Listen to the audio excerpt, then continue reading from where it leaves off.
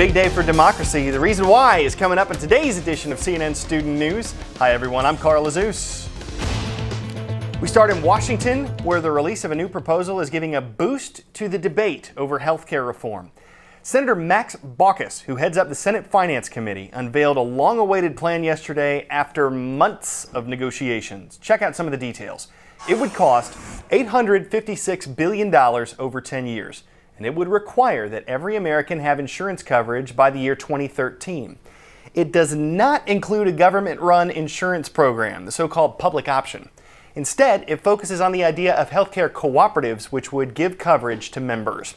Now, this is just one of the proposals that's been offered by lawmakers. You can compare some of them by checking out our homepage, cnnstudentnews.com.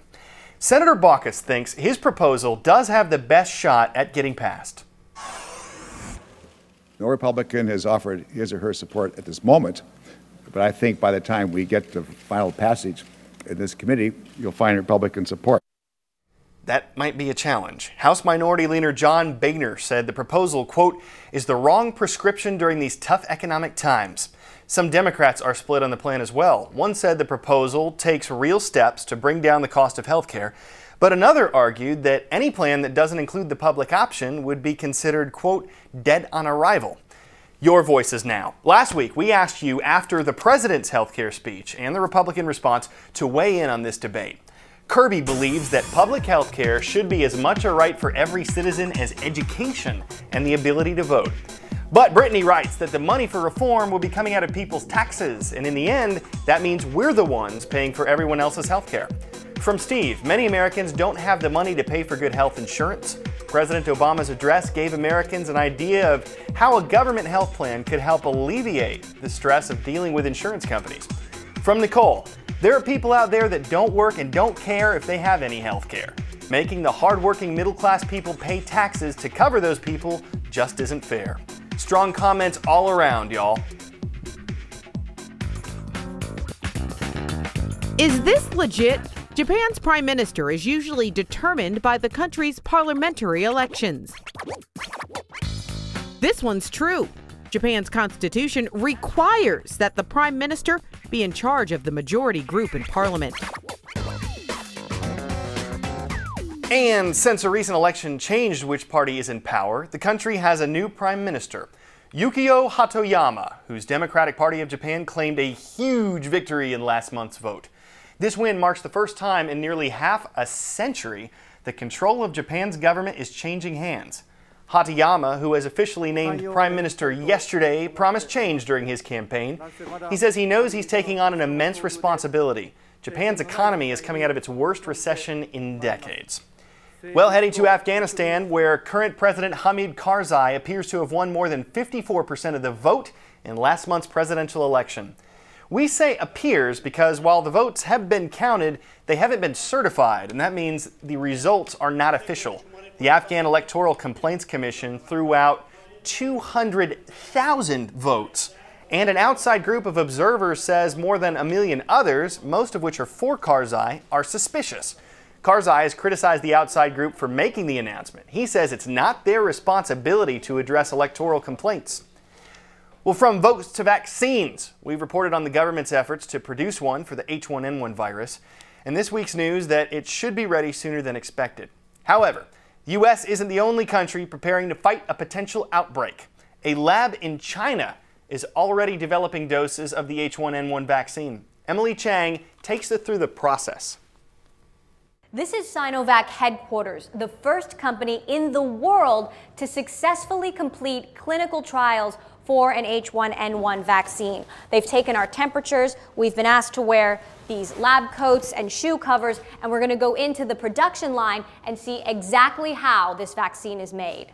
This is the very first stage of the process. Every day, tens of thousands of fertilized eggs come in. They're incubated for a certain period of time, then they are inspected, and then they are infected with the H1N1 virus. After 3 more days, the virus is then extracted and used to make the vaccine. All of the infected eggs come in on a conveyor belt. They're sliced open and then the virus is harvested.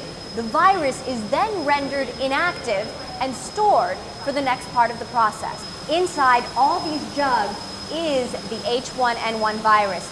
At this stage, they're collecting the virus and preparing it for purification. And here is the final product. Inside this vial is a vaccine for the H1N1 virus. It's a one-time vaccine, and right here they're being bottled and labeled and boxed. All of the vaccines will be sent in refrigerated trucks across China to fulfill government orders. They do need to be kept at a certain temperature between 2 and 8 degrees Celsius. So far, millions of vaccines have been ordered, and there's more on the way. Emily Chang, CNN, Beijing. Today's shout out goes out to Mr. Shadid's U.S. government class at Clark High School in Las Vegas, Nevada. About how many people live in the United States? If you think you know it, shout it out.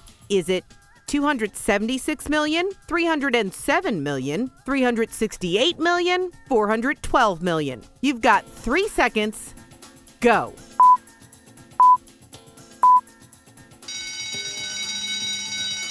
There are an estimated 307 million people living in the U.S. That's your answer, and that's your shout out. Believe it or not, that's about the same number of people who are on Facebook, give or take a few million. Holy cow! The social networking site announced that it crossed the 300 million mark this week. It added that about 70% of those users actually live outside the U.S. Even bigger news, Facebook has turned a profit for the first time in the company's history. Didn't expect to do that until 2010. Pretty impressive for a website that started out just for college students. Well, we are not up to 300 million fans yet, but our Facebook page is growing, and it's all thanks to you. If you haven't had a chance to stop by recently, head to facebook.com/CNN Student News. We the people. Simple words. They're the start of one of the most important documents in American history, the U.S. Constitution. Who can be elected to office, how laws are made, what rights we have as citizens. This thing is basically the guidebook for our government, and today is its birthday. To celebrate, we're giving a pop quiz. The U.S. Constitution turns 222 today, so we should all know it pretty well by now.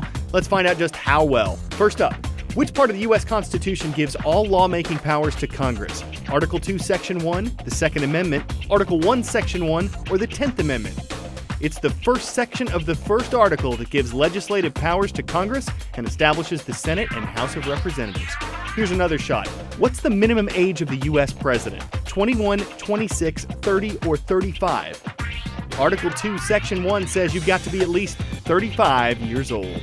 Who has the power to set and collect income taxes? The President, the Treasury Department, the Federal Reserve, or Congress?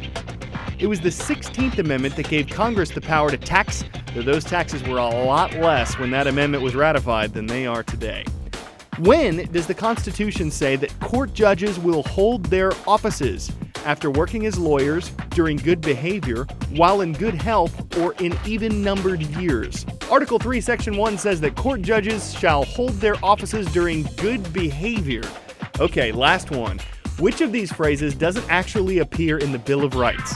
Separation of church and state, cruel and unusual punishments, unreasonable searches and seizures, or right to a speedy and public trial. The phrase separation of church and state doesn't appear in the Constitution.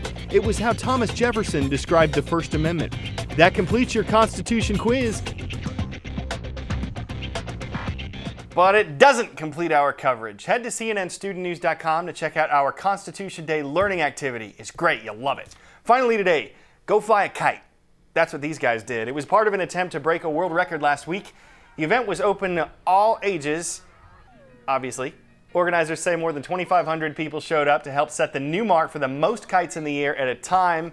And with that many participants, setting the world record should be a breeze. Yeah, hard-hitting puns. That blows through all our time for today. For CNN Student News, I'm Carl Azus.